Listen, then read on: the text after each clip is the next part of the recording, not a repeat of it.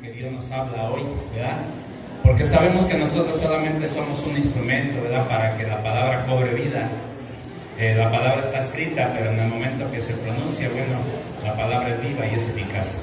Vamos, hermanos, a buscar nuestras escrituras y vamos a abrirlas en el libro de Apocalipsis, en el capítulo 2.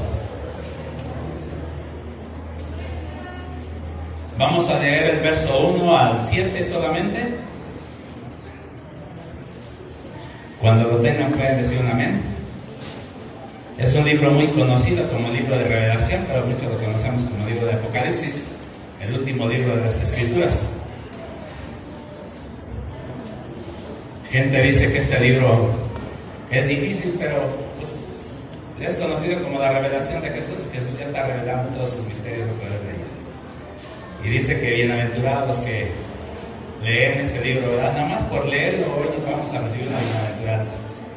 Así es de que Apocalipsis capítulo 2, verso 1 dice así.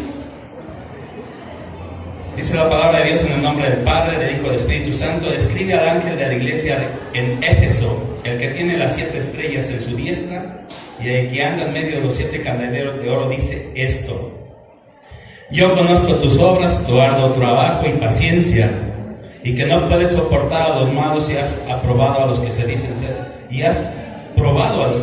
ser apóstoles y no lo son, y los has hallado mentirosos, y has sufrido y has tenido paciencia, y has trabajado arduamente por amor de mi nombre, y no has desmayado. Pero tengo contra ti que has dejado tu primer amor. Recuerda, por tanto, de dónde has caído, y arrepiéntete, y haz las primeras obras. Pues si no, vendré pronto a ti y quitaré tu candelero de su lugar, si no te hubieras arrepentido. Pero tienes esto, que aborrece las obras de los nicolaítas, las cuales yo también aborrezco. El que tiene oídos, oiga lo que el Espíritu dice a las iglesias. Al que venciere le daré de comer el del árbol de la vida, el cual está en medio del paraíso de Dios. Oramos. Padre, Señor Dios Todopoderoso, en el nombre de Jesucristo, rogamos, Padre, que tú hables, Señor, a través de estas palabras. Dios, yo sé, Señor, que tu palabra está escrita, Dios, y que hoy tú vas a hablar, Señor, a nuestras vidas. Te ruego, Padre Santo, que prepares el corazón y las vidas de cada uno de mis hermanos, porque ellos a eso vinieron, Padre, a escuchar tu bendita y santa palabra. Te ruego que yo solamente sea un instrumento, que tu Santo Espíritu tome control de mis palabras, de mis emociones, de mis pensamientos, y que pueda traer palabra de bendición, Señor, y de edificación a tu pueblo. Todo esto, Padre, te lo pido en el nombre precioso de Jesucristo, tu Hijo. Amén y amén. Gloria a Dios. Acá se me fue toda la gente de por aquí. Eran puros niños. Gloria a Dios, hermanos. Bueno, pues este tema yo lo titulé, hermanos, vuelve a tu primer amor. Sabemos, hermanos, que Jesucristo habla a 7 iglesias. Amén. Jesús, hermanos, no se ha olvidado de su iglesia. Él la compró, Él la edificó, y la iglesia, hermanos, es de Cristo Jesús. Él está preocupado, hermanos. Nos dicen las Escrituras que todavía uno de sus apóstoles, el apóstol de Juan, el apóstol amado, conocido como el apóstol amado, hermanos, él todavía estaba en vida, hermanos, cuando Jesús redacta a que se escriba estas palabras a las 7 iglesias. ¿Por qué a las 7 iglesias, hermanos? No es que solamente haya habido esas 7 iglesias, ¿verdad? Sino que había muchas, pero estas eran específicamente primordiales, hermanos, en las que Jesús iba a mostrar todo lo que él quería decir hoy a la iglesia actual. Vemos, hermanos, 7 iglesias que 5, hermanos, tiene algo contra ellos y les da el consejo que se arrepientan. Solamente 2, hermanos, de las iglesias se encuentran gracia delante de Dios o siguen caminando ordenadamente. Te decía yo que su siervo Juan, hermanos, el apóstol amado, fue quien escribe el libro de Apocalipsis. Todavía él estaba viviendo, pero ya había anomalías en la iglesia de Jesucristo. La iglesia se fundó, hermanos, en una base que es el amor. El fundamento especial es el amor. El reino de Dios, hermanos, está establecido por Dios en el amor. Y vamos a ver, hermanos, por qué el Señor Jesucristo les habla a esta iglesia de esta manera. Hoy vamos a estudiar la primera iglesia, ¿sí? Vamos a ver por qué Dios o el Señor Jesucristo le está hablando estas palabras a la iglesia de Éfeso. Te recuerdo, hermanos, Jesús no se ha olvidado de su iglesia. 60 años, hermanos, y parece que ya empieza a desviarse del propósito de Él. Él nos muestra ya la condición de cada una de las iglesias, algunas ya tibias, ¿verdad? Ya no eran frías ni calientes, ya estaban tibias. A otras, hermanos, bueno, pues ya le han permitido entrar doctrinas extrañas, ¿verdad? Que dice, tengo contra ti que has permitido que la doctrina de los nicolaitas entre a ti. Entonces, ya estaban introduciéndose doctrinas extrañas, ya muchos tenían profetas que no eran profetas, ¿verdad? Tengo contra ti, le dice a una iglesia, que tiene esa mujer llamada Jezabel, que se dice ser profeta y no lo es. Bueno, está sucediendo muchas cosas ya en la iglesia de Jesucristo, y Jesucristo, cuando Él dice que se pasea, hermanos, en medio del candelabro, Él cumple su palabra, que Él dice, donde 2 o 3 se congregan en mi nombre, allí he prometido estar. Y inicia en el capítulo 1 que Él se pasea por el medio del candelabro, ¿sí? El candelabro, hermanos, es la iglesia, o sea, la base, el lugar, no nosotros. Él cuando termina diciendo, si no quitaré el candelabro, Él está diciendo, desaparecerá esa iglesia, ¿sí? Como muchas iglesias desaparecieron, pero no está hablando de que a ti te está haciendo o te va a desaparecer, ¿verdad? Es bueno que nosotros entendamos. Bueno, antes de entrar, hermanos, al tema, veamos un trasfondo histórico y geográfico de esta ciudad de Éfeso. Es importante, hermanos, saber cómo estaba la situación en el tiempo de Jesucristo. En ese tiempo, hermanos, en que Jesús envía esta carta, vamos a ver algo, hermanos, para que usted entienda. Estamos dirigiendo a la iglesia de Éfeso. Éfeso, hermanos, estaba ubicada en Asia Menor, hoy conocida, hermanos, mucho como en este tiempo como Turquía. Entonces, en ese lugar, hermanos, estaba en el antiguo tiempo, hermanos, en Asia Menor estaba esta ciudad de Éfeso. Éfeso era conocida como una de las principales ciudades comerciales, ¿sí? Una de las principales ciudades comerciales. Se movía mucho el comercio allí. La gente se movía, hermanos, traían y vendían, y era una ciudad, hermanos, conocida por su comercio. Era uno de los principales caminos a Roma, conocido en ese tiempo como la capital del mundo, así tenían conocido a Roma, ¿verdad? Pero era uno de los principales caminos, hermanos, que llegaban a Roma, ¿sí? Así es de que era una ciudad muy importante, era la 4ª ciudad más grande del mundo de ese tiempo. Tenía aproximadamente 500,000 habitantes. Era una ciudad idólatra y pagana. Se movía mucho la prostitución y la idolatría. Esto nos enseña, hermanos, que no importa el lugar donde nosotros estemos, se puede vivir en consagración, se puede vivir en santidad.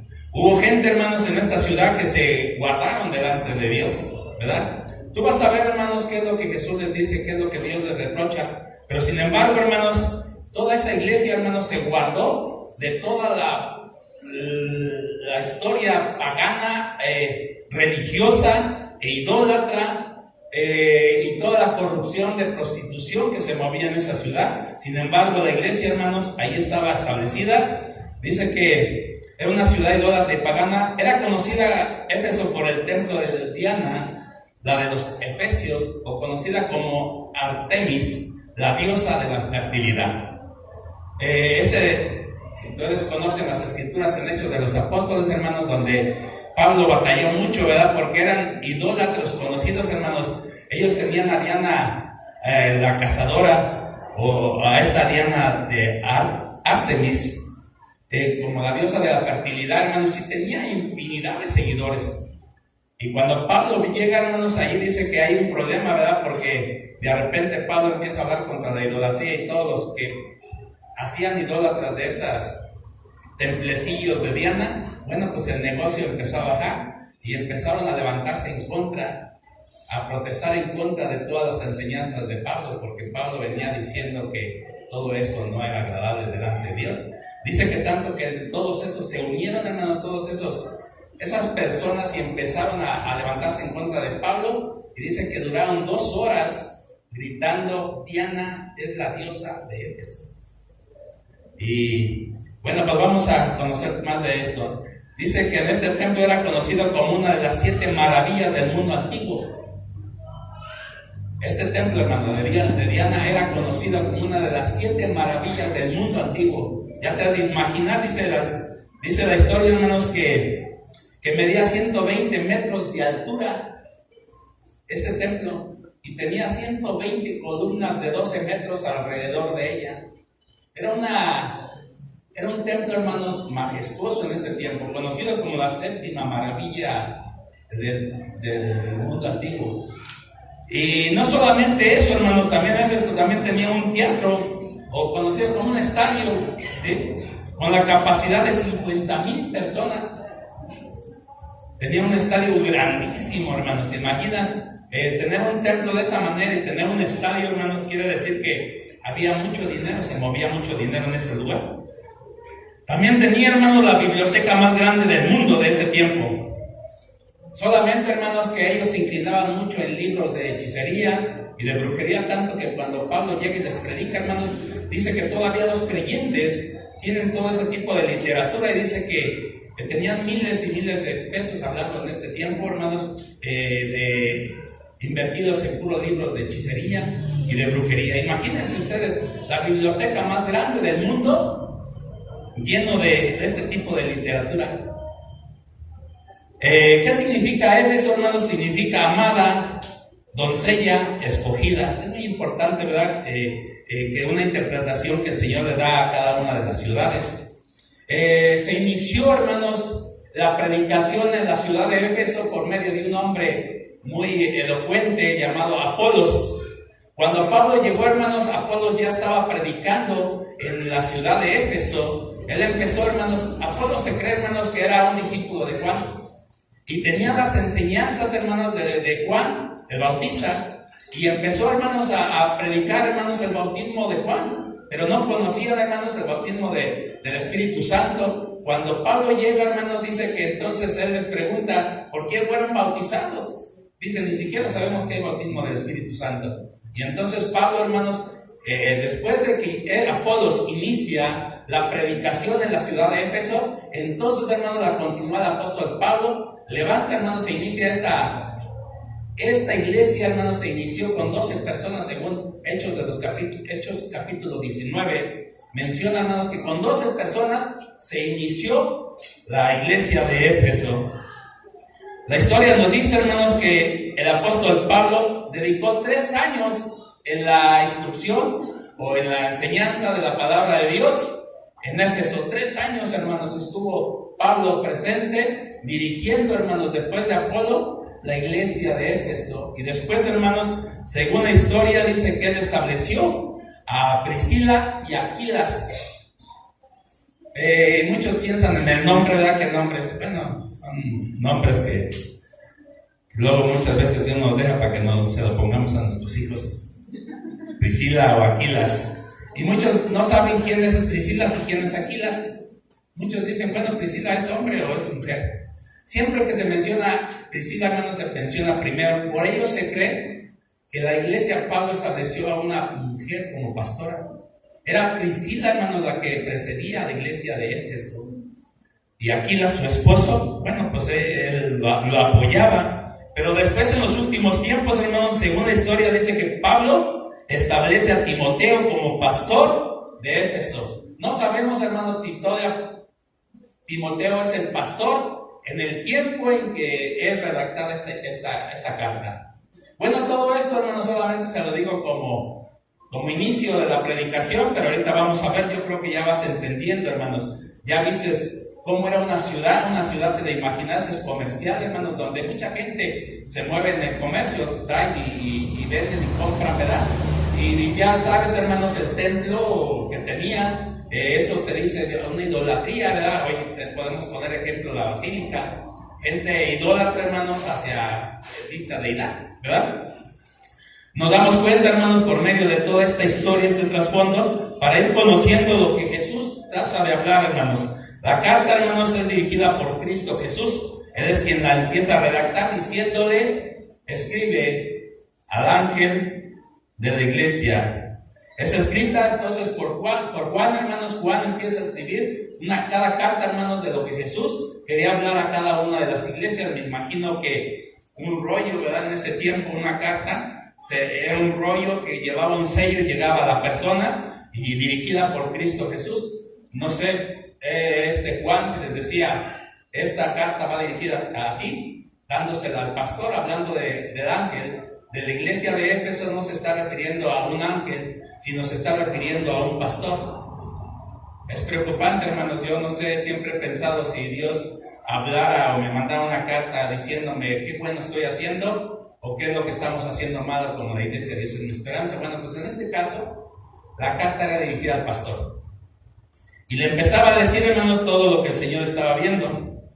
La carta comienza diciendo así. Le dice, yo conozco tus obras. Es importante, hermanos, que entendamos que Jesucristo conoce todas las cosas. Yo te decía a Él que Él no ha abandonado a su iglesia. Él ha prometido estar donde 2 o 3 se congregan en su nombre. Y Él sabe, hermanos, todo lo que se mueve en cada iglesia.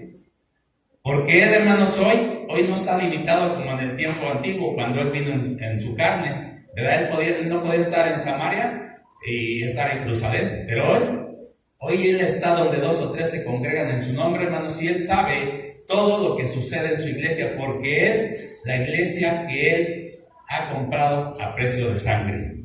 Así es de que empieza a decirles, yo conozco tus obras, o sea, yo sé todo lo que tú haces, bueno o malo. Yo conozco tu acostar, conozco tu levantar, todo conozco de ti, ¿sí? Así es de que Jesús lo primero que dice, yo conozco tus obras, yo sé todo lo que tú haces. Él conoce lo bueno y lo malo que cada uno de nosotros hagamos. Amén. Continúa, hermanos, con un reconocimiento. Él reconoce. Fíjate qué hermoso, hermanos. Esto es una enseñanza para todos los padres. Porque luego los padres, hermanos, no sabemos exhortar a nuestros hijos. Pero Jesús, hermanos, empieza a dar un reconocimiento de todo lo bueno.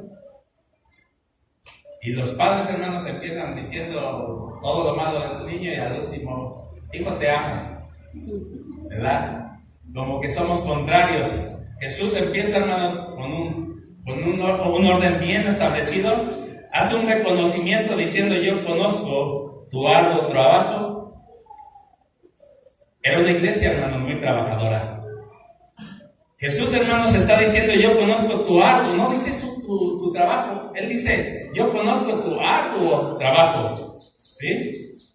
Era una iglesia trabajadora, hermanos, y paciente. O sea que era una iglesia, hermanos, que visitaba. Era una iglesia, hermanos, que andaba echando fuera demonios. Era una iglesia, hermanos, que repartía folletos. Era una iglesia que evangelizaba. Era una iglesia, hermanos, que enderezaba mesas, preparaba mesas para darle alimento a la gente. Jesús conocía sus obras, hermanos, y te las está halagando. Y Él dice, yo conozco tu arduo trabajo. O sea, Él sabía que era una iglesia, hermanos, que estaba trabajando, y no solamente trabajando, sino que su trabajo era arduo y era paciente, hermanos. Otra característica que Jesús le reconoce es, no soportas a los malos. A lo mejor esta iglesia, hermanos, no soportaría a muchos de nosotros. Porque era una iglesia, hermanos, que veían que alguien andaba mal, hermanos, y ¿sabes qué? Dios no lo soportaban. Las escrituras, hermanos, al inicio enseñan que Pablo muchas veces echó a mucha gente porque andaba desordenada, conocida como excomulgar, ¿verdad? Bueno, pues es bíblico, hermanos. Pablo dice que supo que uno andaba mal, andando con la mujer de su padre, o sea, con su madrastra, y dice el tal se ha echado fuera de la iglesia, ¿sí? Para la destrucción de su carne. Entonces, hermanos, esta iglesia, hermanos, era una iglesia que no soportaba a los malos. O sea que andaban derechitos. Si sabían que un hermano andaba mal, no lo soportaban. Así lo dicen las escrituras. No soportaban a los malos. Dice, aparte de eso, otra de los reconocimientos que le daba, hermano, era una iglesia que aprobaba a los falsos apóstoles. Acuérdense que en ese tiempo, hermanos, bueno, pues los 11 apóstoles estaban todavía activos, acababan, yo creo, su ministerio. No sé si todavía, bueno, Juan vivía todavía, pero había muchos que se empezaron a levantar como hoy en día. Hoy tenemos ese síndrome de apostolitis, ¿verdad? Bueno, pues estos no solamente se iban, hermanos, creyendo y dicen, no, pues el apóstol, sino que probaban los que se decían ser apóstoles y no lo eran. ¿Y sabes qué otra cosa hacían? Los confrontaban. Era una iglesia confrontadora, hermanos, que les decía, tú te dices ser apóstol y no lo eres. Y lo confrontaban y le decían, eres un mentiroso. Hermanos, esta iglesia hacía todas estas cosas, no soportaba a los malos, hermanos. No es una iglesia trabajadora, evangelizadora. Sin embargo, hermanos, sigue diciéndonos, ha sufrido, o sea, era una iglesia, hermanos, que había sufrido. Imagínate tú, hermanos, en toda esa idolatría que se movía en esa ciudad. E imagínate si no iban a sufrir, hermanos, persecuciones. La gente idólatra, hermano, por su idolatría les hablas tú en contra de su idolatría, son capaces de arremeter contra ti hasta matarte. Bueno, pues esta iglesia, hermanos, estaba sufriendo todo eso por causa de Cristo. ¿Por qué? Bueno, porque estaban en una ciudad, hermanos, totalmente idólatra, una ciudad, hermanos, donde se movía mucho pecado. Y sin embargo, hermanos, ellos eran una iglesia que sufría persecuciones y todo, hermano, lo que venía sobre ellos. Todo esto el Señor Jesucristo se los empieza a decir. Y me llama la atención, hermanos, que Él inicia diciendo, yo conozco tu arduo trabajo, y termina, hermanos, repitiendo nuevamente, y repite, y has trabajado arduamente por amor a mi nombre. O sea, confirma que no era una iglesia, hermanos, que dejaba de venir al culto o que dejaba de servir a Dios por causa de su trabajo, sino por el trabajo a Dios. O sea, todo esto lo estaba haciendo, hermanos, y todo esto lo sufría por amor del nombre de Cristo. O sea, no era ni porque ellos se apartaban por el materialismo. No, hermanos, era una iglesia que estaba trabajando para Jesús, que estaba, hermanos, evangelizando, que estaba sirviendo. Pero sin embargo, hermanos, Él conociendo todas estas cosas, hermanos, y esto pareciera que es la iglesia, hermanos, la iglesia, ¿cómo podemos decir? Una iglesia modelo. Si hasta aquí nos quedáramos, todos diríamos, wow, qué iglesia, que Jesús mismo la halaga, hermanos, por su sufrimiento, por su trabajo y por su harto trabajo. Hasta aquí si nos quedáramos, diríamos, esta es la iglesia modelo, que todo pastor, hermanos, quisiéramos tener. ¿Cuántos pastores no quisieran tener una iglesia evangelizadora? Una iglesia trabajadora. Una iglesia, hermanos, que no soportara a los malos. ¿Cuántos pastores no quisieran, hermanos, tener una iglesia que probaran, hermanos, lo que verdaderamente se mueve, todo aquel que se levanta, que dice que es y no lo es? O sea, es una iglesia modelo hasta aquí. Pero allí no terminan las cosas, hermanos. Siempre que hay un pero, yo todos los peros de las escrituras los tengo bien marcados. Porque siempre que encuentro un pero es porque Jesús va a decir algo. Ok, ya Jesús ya le reconoció todo su esfuerzo, su sufrimiento y todo por amor a su nombre. Todo esto lo sufrieron, pero Jesús tiene ahora algo. Y este pero hace la diferencia. Pero había un problema, que habían dejado su primer amor. Hermanos, muchas veces nosotros aún como pastores cometemos ese error. Muchas veces nos materializamos y empezamos a predicar y a evangelizar y descuidamos, hermanos, el primer amor que debemos de tener delante de nuestro Dios. Y esta iglesia, hermanos, estaba viviendo eso. Estaba viviendo, hermanos, que estaban haciendo muchas cosas para Dios, hermanos, pero estaban olvidando el principal, que era Él. Estaban olvidando, hermanos, el primer amor con el que habían iniciado. ¿Qué Jesús les quería dar a entender, hermanos? ¿O en qué consistía, hermanos, este primer amor? Esto consistía, hermanos, en que Jesús ya no era el primero en sus vidas. Como muchos de nosotros, hermanos, quizá podemos aplicarlo a nuestras vidas. Este mensaje es aplicado a la iglesia, sí es aplicable a la iglesia. Porque muchos de nosotros, hermanos, hemos dejado el primer amor y empezamos a dejar, hermanos, a Cristo, y lo empezamos a dejar como el primer lugar. y le damos prioridades a otras cosas antes que a Él. Aunque esta iglesia de Éfeso había hecho muchas cosas, había sufrido por amor a su nombre, había trabajado arduamente, pero Jesús le está diciendo: tengo contra ti que has dejado tu primer amor, porque lo primero es amarle a Él. No importa, hermano, nosotros no podemos justificarnos: Señor, predico, no tengo tiempo, Señor, para estar orando. Pero tú sabes, Señor, que estoy evangelizando. Mira, hermano, no importa, eso es lo que le está diciendo a esta iglesia. Espero que nosotros entendamos, hermanos, y si tú has dejado a Cristo Jesús como el primer lugar en tu vida, hermanos, déjame decirte que esta palabra es para ti. Jesús te está diciendo: tengo contra ti que has dejado tu primer amor. Dice, hermanos, que el primer lugar era, para esta iglesia, era el ministerio. El primer lugar que ellos tenían, hermanos, en su vida era el ministerio.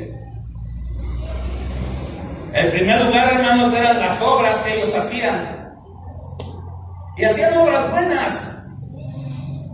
Este era el primero. Ya Jesús no era el primero, hermano. Primero es el ministerio. Y todos nosotros sabemos, hermano, que primero ¿quién es?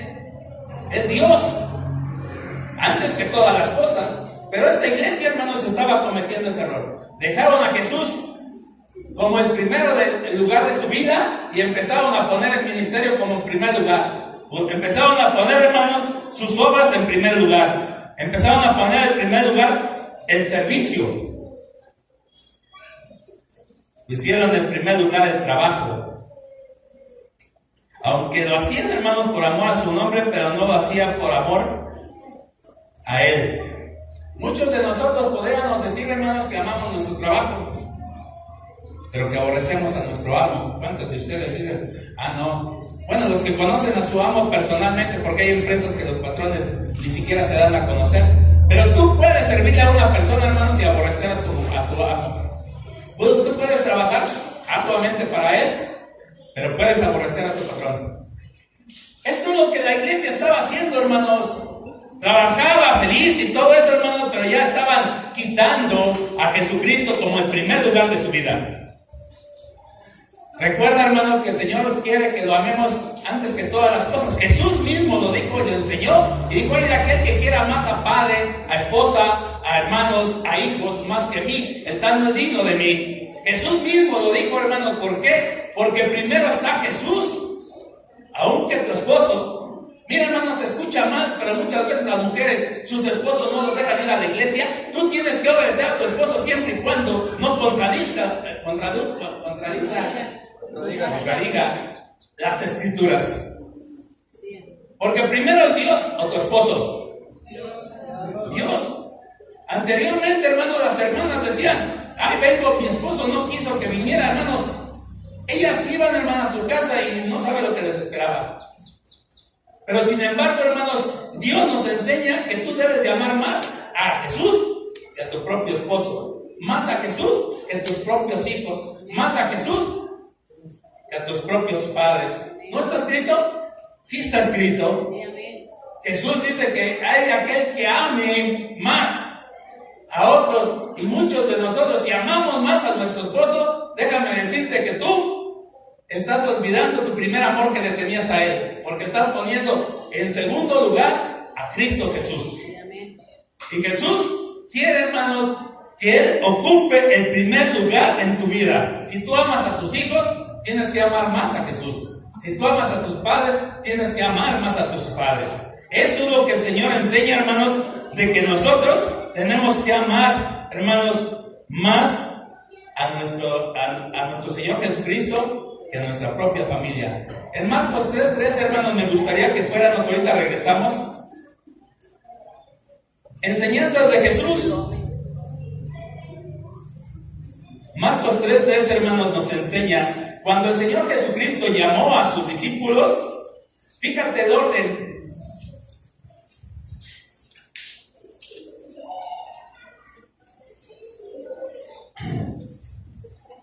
Dice que Jesús subió al monte para orar primeramente, y después, hermanos, de descender del monte, dice que hizo una elección y llamó a sus discípulos. Él llamó a los que Él quiso y vinieron a Él. Y fíjate cómo está el orden. Dice, después subió al monte y llamó así a los que él quiso. Vinieron a él, estableció a 12. ¿Para qué? ¿Para qué los estableció primero? Para que estuvieran con él, hermanos. Mira, lo principal que Jesús quiere, hermanos, es llamarte a ti para que tú primeramente estés con él. ¿Sí? Jesús es bien claro, hermano. Hay cosas que nosotros pasamos por alto, pero Jesús enseña un orden aquí. Él dice, llamo a 12 primeramente. ¿Para qué? Para que estén conmigo. Y después ya empieza el ministerio. Dice, para que estuviesen con él y para enviarlos ¿a qué? A predicar. Y que tuviesen autoridad para sanar enfermedades y para echar fuera demonios. Todo esto, hermano, lo puedes hacer, pero principalmente, hermano, no debes descuidar estar con él. ¿Sí? Tú no puedes, hermano, ni justificarte porque andas predicando, no tener tiempo para estar en comunión con él. Así es de que Jesús, hermanos, enseña el orden. Y dice, ok, yo los escogí y los llamé con un propósito, pero el primer propósito que yo tengo para con ustedes es de que estén primero conmigo. Los llamé para que estuvieran conmigo. Y después establece el ministerio. Entonces la Biblia nos dice, hermano, Lucas 10:38 nos muestra otras cositas allí.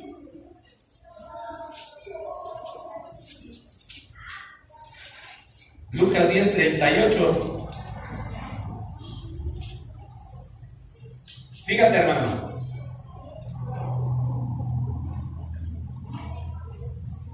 Nos habla, hermanos, de Jesús visita a Marta y a María. Dice, aconteció que yendo de camino entró a una aldea y una mujer llamada María le recibió en su casa. Esta tenía una hermana que se llamaba María, la cual sentándose a los pies de Jesús oía su palabra. Pero Marta se preocupaba con muchos quehaceres y acercándose dijo, Señor, ¿no te da cuidado que mi hermana me deje servir sola? Dile pues que me ayude. Respondiendo Jesús le dijo, Marta, Marta, afanada y turbada estás con muchas cosas, pero solo una cosa es necesaria, y María ha escogido la buena parte, la cual no le será quitada. Mira, hermano, Jesús enseña todas estas cosas, hermanos. Quizá Marta quería que reprochara a María a Jesús, y sin embargo Jesús dice, ella escogió la mejor parte. El afán, hermanos, aunque sea por lo espiritual, dejando a Jesús, hermanos, no es válido. Jesús, lo principalmente que quiere, hermanos, es que lo atiendas a Él, que lo escuches a Él, que tengas el tiempo para Él. Pero el afán, y estoy diciendo, no estoy hablando de un afán por cosas materiales, aún el afán por cosas espirituales, hermano. Si tú lo descuidas, ese es dejar a tu primer amor, porque estás dejando, hermanos, al principal que es Cristo Jesús, por el afán de muchas cosas. Entonces esto es lo que el Señor Jesús, hermano, le quiere decir a esta iglesia. Ok, yo entiendo, eres una iglesia muy trabajadora, has sufrido, has hecho tantas cosas, eres servicial, pero tengo contra ti que me dejaste en el segundo lugar. ¿Qué es el primer amor? El primer amor, hermanos, es cuando Él ocupa el primer lugar, cuando Él está primero antes que todas las cosas. No te está hablando del primer amor, hermano, que te diga, vuelve a tu primer amor, que tú pienses que el primer amor que tú tuviste, y que Jesús te esté diciendo, vuélvete a aquel, porque muchos nos casamos con el primero, con el segundo, con el tercer amor, ¿verdad? Pero no te está diciendo, vuélvete con el primer amor, te está enseñando, hermano, si le está diciendo a la iglesia cuál es el propósito. Entonces, ¿qué es el primer amor? Es cuando Él, hermanos, ocupaba el primer lugar en nuestras vidas. Cuando nosotros cantábamos, hermanos, con lágrimas en nuestros ojos, cuando anhelábamos su presencia, cuando queríamos estar constantemente en la iglesia, cuando todo era Él, hermanos. El primer amor, hermanos, es un anhelo ardiente de estar con Él en la intimidad de la oración, de la lectura bíblica, porque ¿en qué momento podemos nosotros estar en intimidad con Dios si no es a través de su palabra? Allí es donde Dios me habla. Cuando yo dedico tiempo en su palabra, yo estoy en la intimidad con mi Dios. Cuando yo voy y me encierro en mi recámara y estoy clamando a mi Dios y le estoy diciendo mi vida, mis problemas, mis alcances, mis logros. Allí es cuando yo estoy reconociendo y estoy dedicando el amor y estoy en comunión con mi Dios. Pero yo no puedo justificarme diciendo, Señor, estoy predicando, estoy sirviendo, estoy haciendo infinidad de cosas y olvidarme de esa comunión que yo tengo que tener con mi Dios. O sea, no es justificante delante de Él. El primer amor, hermanos, es un deseo permanente de estar en su casa. ¿Cuántos de ustedes, hermanos? Yo anhelo que Dios traiga gente nueva. ¿Sabes por qué? Porque la gente nueva no solamente es dominguera. Porque la gente nueva, hermanos, está en su primer amor y viene a todos los servicios de entre semana. Pero nosotros, hermanos, dejamos el primer amor. Y muchas veces cuando vemos, hermanos, un jovencito o una jovencita que va en su primer amor, hermanos, nosotros somos unos extinguidores. Venimos porque decimos, así era yo. Pero ya le va a pasar. Ya le va a pasar, al ratito va a dejar de ir a los servicios de entre semana y nada más va a ir el domingo. Hermano, cuando dejas el primer amor, hermanos, empiezas a dejar los servicios de entre semana, empiezas a dejar la lectura bíblica, empiezas a dejar la comunión en oración. Yo pregúntate tú, Jesús conoce tus obras, Él conoce tu levantar y tu acostar. Esta palabra la podría aplicar para ti. Te podría decir Jesús, yo tengo contra ti que has dejado tu primer amor. ¿Por qué? Porque estás dejándome por otras cosas. Él sabe que tú no vienes, hermanos, por otras cosas. Él sabe, Él le está diciendo a la iglesia, mira, a mí no me puedes mentir. Yo conozco tus obras, yo todas las conozco. Y Él sabe verdaderamente, hermanos, por qué tú no vienes nada más el domingo. El primer amor, hermanos, es cuando nosotros anhelamos estar en su presencia constantemente, no solamente en el servicio del domingo, y no cantamos por cantar, sino cantamos apasionadamente. No queremos que el culto se termine. ¿Por qué? Porque queremos estar con nuestro amado. Ese es el primer amor. El primer amor es cuando tú no te cansas de hablar de una persona que amas. Toda la gente, hermanos, cuando está enamorado no quiere hablar de otra cosa más que de la persona que ama. Ese es el primer amor, hermanos, cuando tú, lo primero, estaba en tu boca, el amado, y no sabías cómo introducirte o introducir a tu amado en aquella plática. Era ese el primer amor de todos nosotros, pero hoy, hermanos, hoy solamente cantamos, hermanos, por rutina. Hoy ya no hay pasión en nuestro canto de comunión. Hoy, hermanos, ya no te expresas tú con lágrimas, con el corazón en la mano, diciendo a Dios, te amo, Padre, y tú sabes que te amo. Porque has dejado, hermanos, tu primer amor.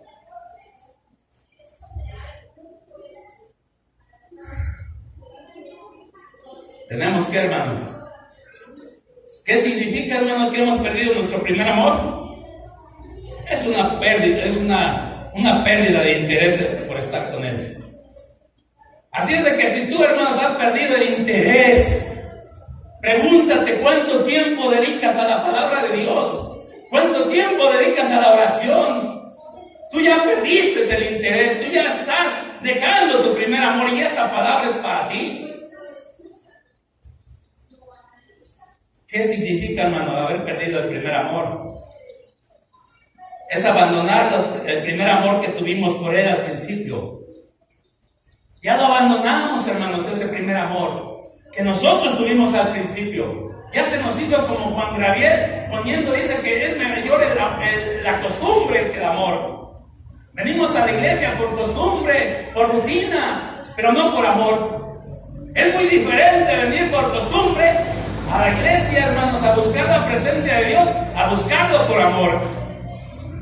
Porque cuando tú vas, hermanos, a la presencia de Dios, a la iglesia, sabes que tienes una cita con tu amado. Mira, hermanos, los cantos, yo les digo cantos románticos, a los cantos de adoración. Es cuando yo me quebranto delante de mi amado. Mira, mi Dios es romántico. Repito, mi Dios es romántico. Si no, vea Eclesiastés,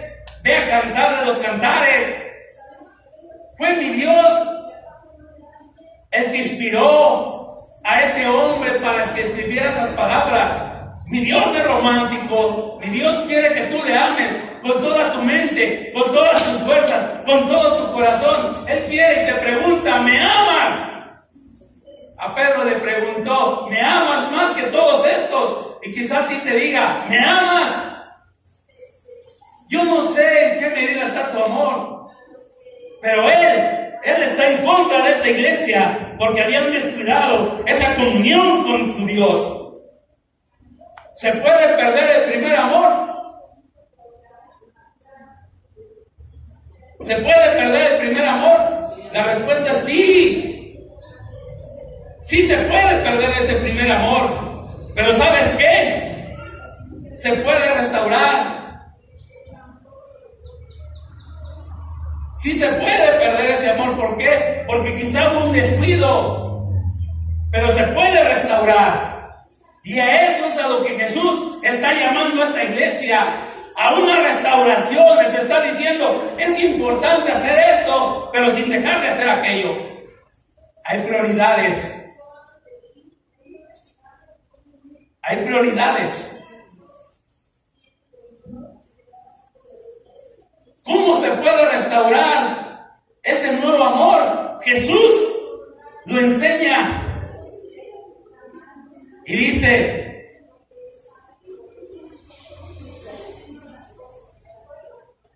recuerda de dónde has caído.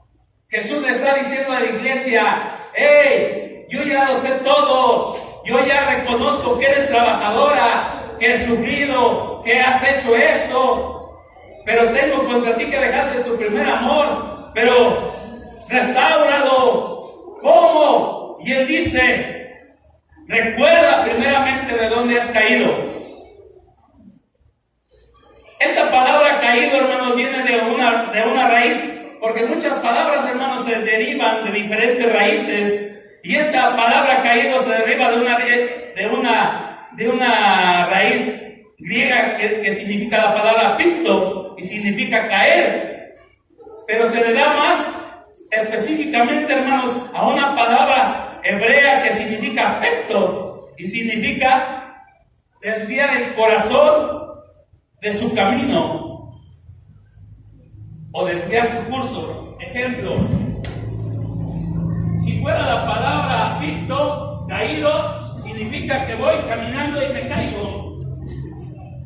Pero de esta palabra, hermano, caer, no habla de esa caída, sino habla de una palabra, hermanos, hebrea que significa pecto, que significa desviarme, que me empiezo a desviar del camino, del propósito de Dios. Entonces Jesús les está haciendo un recordatorio y les está diciendo, ¿quieres restaurar ese primer amor? Acuérdate, haz conciencia de dónde has caído. ¿Qué fue lo que primero que empezaste a dejar? ¿Dejaste de tener comunión a través de la lectura? Le dice el Señor, acuérdate, medita, piensa de dónde te has desviado. ¿Qué es lo que ha desviado tu corazón del primer amor? Eso es lo que Jesús les está diciendo. Recuerda, ¿qué fue lo que desvió tu corazón de mí? Y nosotros, hermanos, tenemos que meditar y decir, ¿por qué yo dejé de estar en comunión con Dios? ¿Por qué dejé yo de empezar a venir a los cultos? ¿Por qué dejé yo de leer la Biblia? ¿Por qué ustedes, hermanos, verdaderamente se han desviado? Y se han desviado, hermanos, tremenda. Como quiera, hermanos, esta iglesia se había desviado por un propósito de Dios, hermanos, pero la pregunta es, Dios, el Señor conociendo tu corazón y tu vida, ¿qué te dirá a ti? ¿Qué es lo que ha desviado tu corazón para que tú hayas dejado tu primer amor? Ojalá, hermanos, si hubiese sido todavía, aunque no es justificante, que fuera por la obra de Jesús. Pero porque te quedes tú a leer, a ver la televisión, o para que estés todo el día, hermanos, en el internet, en el Face, que en el momento, hermanos, yo no lo entiendo, pero dicen, mira, se acaba de salir, acaba de estar, aquí estaba. Muchos te ven que no sales del Face. Dicen, estuvo de tales tiempos a tales tiempos. Y eso porque ellos te alcanzan a enseñar, hermanos. Pero Jesús, que conoce todas las cosas y que sabe, hermanos, que tú has dejado tu primer amor, te has desviado por el Face. Ya no lees la Biblia por estar en el Face. Ya no oras por estar en el Face, en puro chisme. Ni siquiera usabas el Face para mandar mensajes o de evangelizar. Pero ni aún así Jesús te justifica diciéndote: yo sé que te la pasas en el Face, pero mandando mensajes. Déjame decirte que ni así justifica Jesús el dejar su primer amor. Vuélvete, recuerda de dónde te has desviado. Y la segunda palabra que dice es: arrepiéntete. Primero te crea conciencia, quieres volver al primer amor. Yo quiero restaurar nuevamente la comunión que tenían contigo. Para esto tienes que recordar qué fue lo que desvió tu corazón. Ya meditaste, ya te diste cuenta qué fue lo que desvió tu corazón. Ahora arrepiéntete, pero arrepentirse no es pedir perdón. Arrepentirse es dejar las cosas y empezar a enderezarse. Porque la gente dice: perdóname, Señor. Sí es cierto, yo estoy en el Face, pero si mañana nuevamente estás nuevamente en el Face perdiendo el tiempo, ese no es un arrepentimiento. Arrepentirte no es pedir perdón. Arrepentirte es dejar las cosas y empezar a enderezarte. Y Jesús eso es lo que está diciendo. ¿Ya vistes qué fue lo que desvió tu corazón? ¿Ya meditaste, ya pensaste qué fue lo que te desvió de mi primer amor? Ahora arrepiéntete. Tercera cosa que les dice: ya meditaste, ya te arrepentiste, ahora vuelve a hacer las primeras cosas. Si ibas a los cultos de entre semana, vuelve a hacer las primeras cosas. Si pasabas 2-3 horas orando, vuelve a hacer las primeras horas. Si dedicabas tanto tiempo en la oración, vuelve a hacer las primeras obras. Eso es lo que Jesús está diciendo. ¿Quieres restaurar el amor, el primer amor? ¿Quieres volver a tu primer amor? Vuelve a hacer las primeras cosas. ¿Qué hacías tú? ¿Qué hacías tú?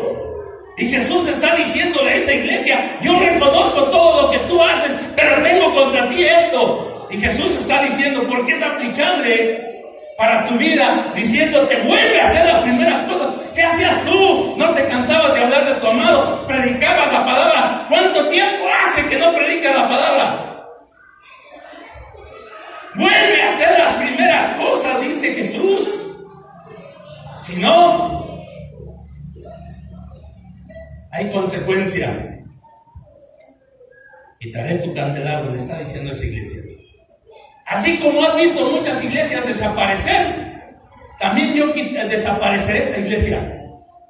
Si tú no te arrepientes, porque la palabra y el propósito de cada una de las iglesias le dice sus virtudes, pero también le tiene algo en contra de ellos. Y le está diciendo todo. ¿Qué te diría Jesús a ti? Tú podrías decir, o Jesús te podría decir: te halago porque tú eres una persona que no te mueves. Eres una persona que vas de aumento en aumento. El amor que me tenías al principio, si era el 10%, hoy está al 80%. Vas hacia adelante. Lo amas más que al principio, como muchos matrimonios. Muchos matrimonios han descuidado su primer amor y otros pueden testificar: hoy amo a mi esposa más que antes. Y de ese amor es del que el Señor Jesucristo está haciendo un reproche. Sabes que tú eres iglesia que Él te compró, y te compró para que tú estuvieras con Él, para que estuvieses constantemente con Él en los cultos, porque en los cultos no vienes a ver al pastor. ¿O sí? Hermano, esto es, tenemos que volver a hacer las primeras cosas. Ahora, si tú nunca has estado enamorado de Jesús, tú estás peor. Si tú dices: no, pues yo nunca leí, nunca oré, nunca he hablado de Jesús, entonces tú eres un caso perdido. Necesitas de Jesús. Porque lo primero que Él pone, hermanos, es un espíritu que te llena de amor.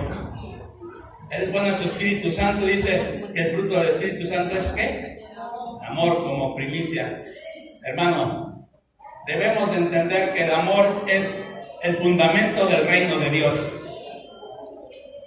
Ve Corintios 13. Ese tipo de amor es el que el Señor quiere que tú le tengas. Así es de que, hermano, Él conoce tus obras. Él sabe todo de ti. Ponte de pie.